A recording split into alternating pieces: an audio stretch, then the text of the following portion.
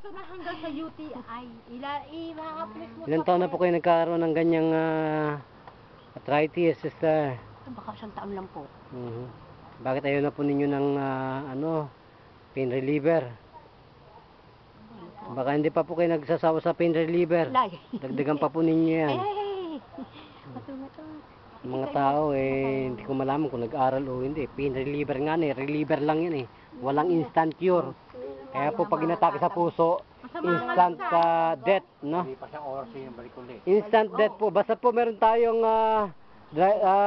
arthritis, kahit nasa buto, kahit nasa laman, ang alam po ng mga hindi nag-aral na hunghang ay wala na raw pong kagamutan dahil yan ay degenerative problem. Yun po ang mga hunghang na mga hindi nag-aral ng tunay na medisina. Kaya po kahit doktor, attorney ka pa, militar ka pa, PNP ka pa, kahit ano pa ang baro mo sa militar, patay. Wala pong sinisino ang atake sa puso sa arthritis lahat ay tatamaan. Pagka si brother si Doron. Si Ernie Baron, patay. Ano ba yan? Paggagamot mo ngayon? Magic? Puro magic na lamang. Lahat na nang pumupunta dito. Police hotline yan. Police hotline na sinasabi mo. Presidente police na. Hotline. Oo. Sabi niya, lahat na lang na pumupunta dito. Ano yan? Nagmamagic ba kayo? Tawa ng tawa siya. Magic lahat. Ibig sabihin, magic group tayo. Mafia. So, brother, nasaan po yung mata, kapatid? Okay na. Okay na. Kala ko, tsampa-tsampa lang ito ni Bossing. Hindi ko nababanggitin kasi napapasama si Bossing sa kala niya namimiki tayo. Pero nakapag-area ako sa radyo na ibig sabihin kalyado pa rin natin si Bossing. So brother, i-upload na natin sa internet na tayo kakampi pa rin ng kataas-taasan na programa ng isang programa natin sa radyo na kahit pa paano nagkaroon ng problema ay sa atin pa rin humilig at tayo ang pinapaniwalaan. So sister, nasaan po yung diabetes mo sa mata? Wala na po. Ang pakiramdam sa puso natin na parang kaninang sikip? Okay na.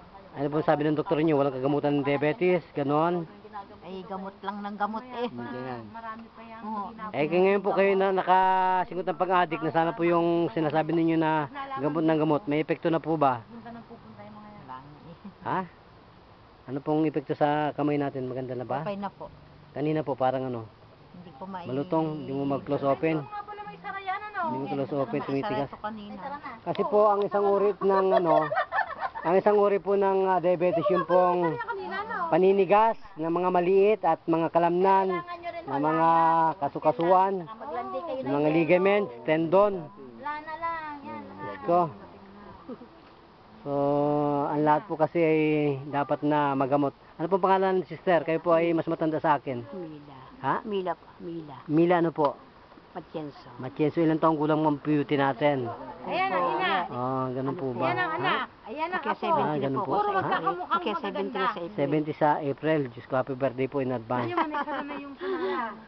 So, Ito na, si Ate Mel. so, nasaan na po yung sakit niyan? Wala na? Awa po ng Diyos ni ano. Oo, kala ko peke si Tony Falcon pa rin tayo. Babanggitin ko na, baka magtampo si ate si Tony Falcon. Nakakala nila, namimera si Tony Falcon. At saka si Brother John. Namumudpud po tayo ng gamot, tama ho ba? Magkano po ang binayad ninyo kay Tony Falcon? Baka nagbayad kayo. Walang bayad ho yan. Diyos ko. Oh my God. So, lahat po yan ay sa pamagitan ni kasama Tony Falcon ibinibigyan po ng kagalingan. Brother, anong masasabi niyo? Parang magic talaga. Parang instant talaga, instant. Instant. Akala ko po tayo ay uhuli ng mga alagad ng batas at mga doktor. Wala sila. Pag hinuli po nila to, ilalabas ko yung killing touch ng Saka wala yung mga ng judo na pinag-aralan ko para malaman nila. Ito, salamat po. Para malaman nila na ang judo pong ito ay hindi masama. Oo, maka-Diyos tsaka Maka-Diyos, makatao. Ayan po yan. Kung alam lang po ninyo, nagpalabas sa akin, talaga pong maka-Diyos yun. Makatao. Totoo Ha? Totoo. Nakakagamot po.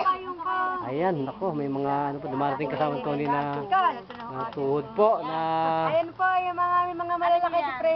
Ha? Malaking diferensya. Sa kartada. Mga pinsan po.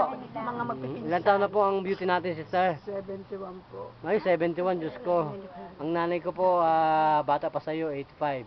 Pero nakailang asawa na? Pero po, nakakaapat na asawa pa.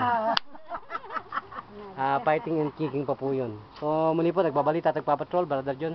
Buhat po sa ating kinalalagyan sa Barangay Luok, Calamba, Laguna City, Philippines. Thank you, Mr. Bye.